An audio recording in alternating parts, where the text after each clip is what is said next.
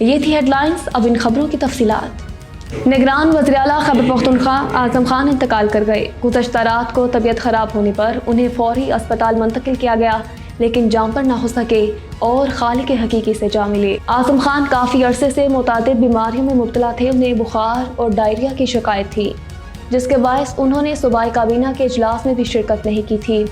اعظم خان کو 4 سدہ میں ان کے آبائی گاؤں میں سپرد خاک کر دیا گیا۔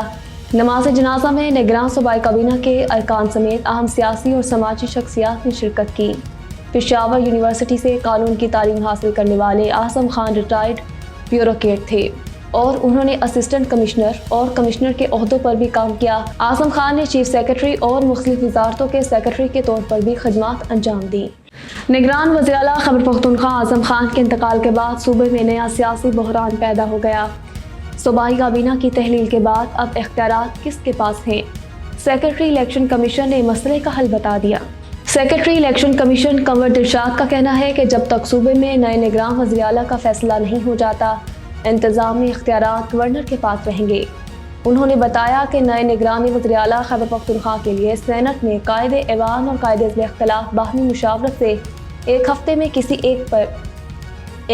کسی ایک نام پر اتفاق سے فیصلہ کرنا ہے۔ اگر سینٹ میں باہمی اتفاق سے فیصلہ نہیں ہوتا تو پھر یہ معاملہ الیکشن کمیشن کے پاس جائے گا۔ حماس کے رہنما اسماعیل ہنیہ کی پوتی روی حمام اسماعیل ہنیہ اسرائیلی بمباری کی زد میں آ کر شہید ہو گئی۔ روی حمام کی شہادت پر پورے غزہ میں غم و غصے کی فضا۔ اسرائیل کی اندھادھند بمباری میں شہید ہونے والوں کی تعداد 11,000 سے تجاوز کر گئی۔ رپورٹس کے مطابق روی ہنیہ اسلامی یونیورسٹی آف غزہ میں میڈیکل کی طالبہ تھی۔ وہ براق اسکول پر ہونے والے اسرائیلی حملے میں شہید ہوئیں، جبکہ اس حملے میں اب تک 25 فلسطینی شہید ہو چکے۔ حماس کے سوشل میڈیا پر اکاؤنٹ سے بھی اسماعیل ہنیہ کی پوتی کی شہادت کی تصدیق کی گئی۔ عرب میڈیا نے دعویٰ کیا ہے کہ اسرائیل اور حماس کے درمیان قیدیوں اور یرغمالیوں کے تبادلے کا معاہدہ طے پا چکا ہے۔ اسرائیلی جیلوں میں موجود فلسطینی قیدیوں کی رہائی کے بدلے 100 یرغمالیوں کو رہا کیا جائے گا۔ ایک عرب ٹی وی چینل کی رپورٹ میں بتایا گیا ہے کہ انسانی بنیادوں پر طے پائے جانے والے اس معاہدے کے حوالے سے کئی ہفتوں سے بات چیت ہو رہی تھی۔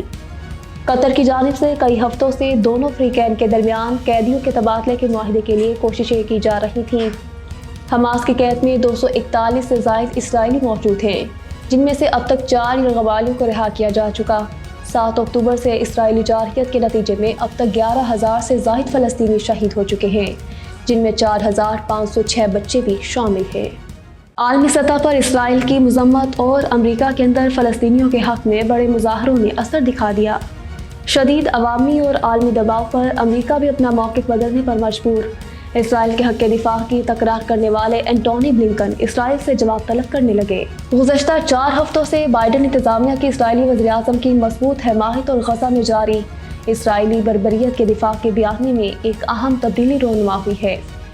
امریکی وزیر خارجہ اینٹونی بلنکن نے گزشتہ روز بات چیت کرتے ہوئے غزہ میں سویلین ہلاکتوں کو افسوسناک قرار دیتے ہوئے اسرائیل کو اپنے اہداف کو مزید واضح کرنے کی تنبیہ کر دی۔ CNN کا کہنا ہے اگرچہ اینٹونی بلنکن نے اسرائیلی اقدامات کی مذمت نہیں کی ہے، تاہم بلنکن کے ایسے بیان کو بائیڈن انتظامیہ کے اسرائیل سے متعلق بیانیے میں ایک اہم تبدیلی قرار دیا جا رہا ہے۔ بلنکن کا کہنا تھا کہ غزہ میں بہت زیادہ فلسطینی جاں بحق ہو چکے ہیں، لاتعداد متاثر ہو چکے ہیں۔ ہم ان کو مزید نقصانات سے بچانے کے لیے ہر ممکن اقدامات کریں گے اور بھرپور کوششیں کریں گے۔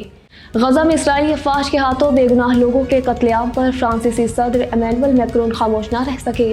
کہتے ہیں اسرائیل کو اپنے دفاع کا حق حاصل ہے، مگر بے گناہوں کے قتل عام کا اسے کوئی حق نہیں۔ صدر میکرون نے کہا ہے کہ اسرائیل پر زور دیتے ہیں کہ وہ غزہ میں بمباری بند کرے۔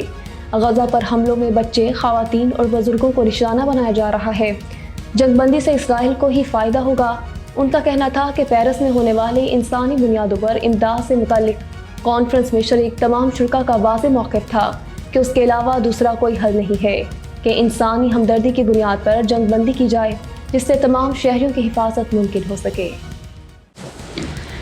فرح گوگی کے کرپشن سکینڈل کی کڑیاں گالاں تک جانے لگیں۔ سابق خاتون اول بشریٰ بی بی بھی نیب کے ریڈار پر آ گئیں۔ نیب حکام نے گرفتاری کا عندیہ دے دیا ہے۔ باخبر ذرائع کا کہنا ہے کہ نیب والے کچھ شواہد کا باریک بینی سے جائزہ لے رہے ہیں اور اگر ان شواہد کی تصدیق ہو گئی تو بشریٰ بی بی کی حیثیت گواہ سے ملزم میں تبدیل ہو جائے گی اور وہ گرفتار بھی ہو سکتی ہے۔ نیب ذرائع کا یہ بھی کہنا ہے کہ یہ شواہد پیسوں کے لین دین سے جڑے ہیں جو بشریٰ بی بی نے مبینہ طور پر وصول کیے تھے۔ ورلڈ کپ اور ایشیا کپ میں مایوس کارکردگی، بابر اعظم نے کپتانی چھوڑنے پر مشاورت شروع کر دی۔ بابر اعظم نے ایڈن گارڈنز کولکتہ میں سابق chairman P C B Rameez Raja سے ملاقات کی۔ ذرائع کے مطابق کپتان بابر اعظم پی سی بی اور سابق کرکٹرز کے رویے سے مایوس ہیں۔ وہ کپتانی کے حوالے سے اپنے والد کے مشورے کو اہمیت دیں گے۔ ذرائع کے مطابق بابر اعظم نے وائٹ بال کرکٹ کی کپتانی سے الگ ہونے کا فیصلہ کیا، جبکہ قریبی لوگوں نے انہیں تینوں فارمیٹ سے الگ ہونے کا مشورہ دیا۔ بابر اعظم کے قریبی لوگوں کا کہنا ہے کہ بابر اعظم بھارت میں ہی کپتانی کے حوالے سے فیصلہ کرنے کا ارادہ رکھتے تھے، تاہم اب وہ وطن واپسی پر فیصلہ کریں گے۔ اب تک کے لیے اتنا ہی۔ مزید خبروں کے ساتھ دوبارہ آپ کی خدمت میں حاضر ہوں گے۔